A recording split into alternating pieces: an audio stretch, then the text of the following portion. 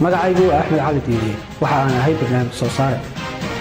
6 bilood ka hor 2016 Ramadaantii ku jirtay waxaan soo saarnay qaybtii koobaad ee barnaamijkii ugu horeeyay ee Soomaaliyeed noociisa kaas oo aan ugu magac darnay hagaha qoyska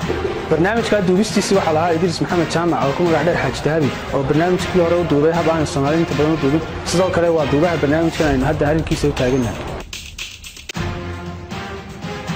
waxa uu barnaamij si cilmiyeysan uga hadlaya arrimaha qoyska iyo shaqooyinka tirada badan ee ka dhaxlaha kaasoo ka bilaabmaya haasawaha kula dhamaanaya fariinka barnaamijkan waxa ay gala qayb qaatay aqoon-yahano tiro badan oo aqoon u leh qaybaha kala duwan ee nolosha oo ay ku jiraan looyaro aqoon-yahano culimo iyo cilmi nafsiyo qolo aqoon leh sidoo kale waxa ay gala qayb qaatay qolooyin xaasiliin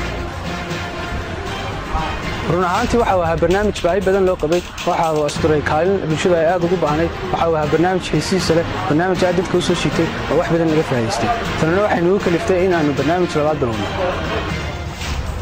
aqoonta jacaylka waa barnaamijkii ugu horeeyay ee Soomaaliyeed ee noociisa kaasoo jacaylka uga hadli doona si ka duwan siyaabaha ay Soomaalidu uga hadasho ay ka soo dheegtaan filimada heesaha cishqiga sheekooyinka iyo waayo-aragnimada qofeed ee qofka ka soo maray jacaylka barnaamijkan waxa uu ku salaysnaan doonaa cilmi baaris tiro badan oo ay sameeyeen cilmada cilmi nafsigu kaasoo ay bulshada wax badan ka faa'iideysan doonto dad badan baa waxa laga yaabaa markii barnaamijka jacayl ku saabsan ay maqlaan inay yiraahdaan maxay barnaamijka ma yaani waa barnaamij caruureed waa mana aha mid loo baahan yahay balse way khaldan yihiin waayo markay arkaan qoysas tiro badan oo ku nool farxad ayaa waxay dareemayaan in muhiim yahay in laga hadlo wax la xiriira aqoonta jacaylka si ay lamaanayaasha isqabaa ay uga faa'iideystaan barnaamijkan fariinta uu gudbinaya waxa uu leeyahay yahay fariintii barnaamijkii hore gudbinaya kaasoo ah in horumarka dalku uu ku jiro qoyska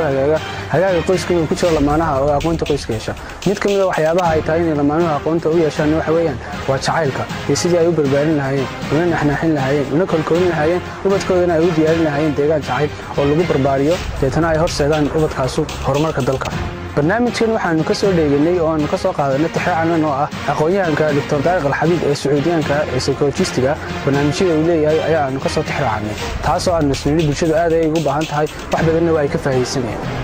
run ahaantii waxa uu noqon doonaa barnaamij xiiso leh barnaamij soo jiidasho leh barnaamij wax badan laga faa'iideysan doono barnaamij wax badan u tari doona dadyoga xaasileyda iyo inta dababka ama inta gashaantimaha